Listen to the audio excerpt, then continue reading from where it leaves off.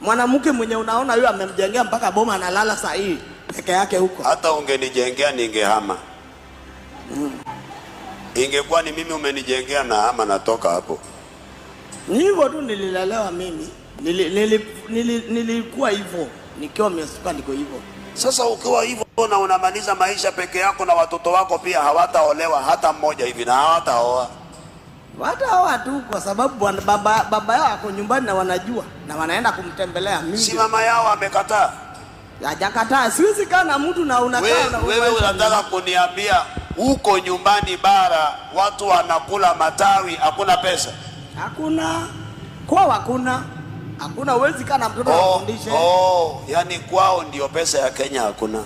Iko, lakini ukikosa kujua kutengeneza, ulikuwa na yeye Nairobi, akaamua kukaa na wewe Nairobi, ikifika wakati akakwambia yeye anajisikia kukaa nyumbani na akawacha kazi. Mama, wewe pia utawacha kazi? Mimi nikuulize swali.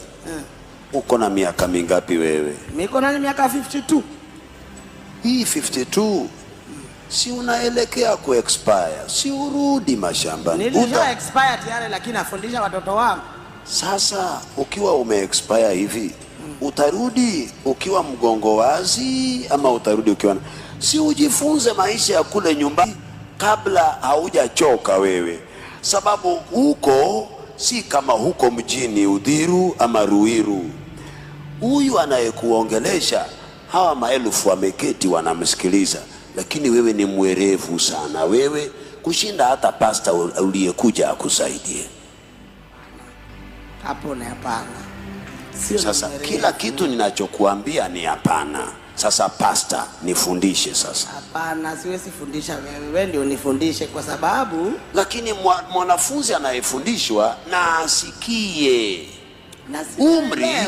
Umri umenishinda, lakini neema niliyopewa itakusaidia. Usinione chizi mama. Nimekubali. Wewe unafanya nini mjini na umezeeka? Mimi nafanya biashara, nilee watoto wangu. Niko na watoto 8 na mimi nafundisha peke yangu. Mtoto wako wa kwanza ako na miaka mingapi? Mtoto wangu wa kwanza ako na 32. Na wa pili wa mwisho? Wa mwisho ako na 13.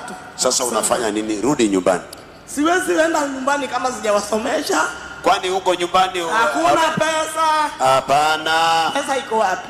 Wewe utapata pesa. Na wewe umeipa kwani hapa unaona kuna manyumba hapa? Nafanya biashara hapa town ndio nawalea nao wote wanajua mimi ndio nimewafundisha, sio baba yao.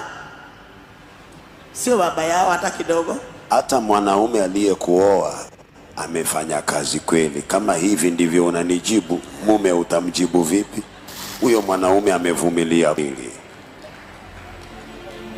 Hata hao watoto wako wanajua ama ni simba si mama. Wanajua, hata wananiogopa.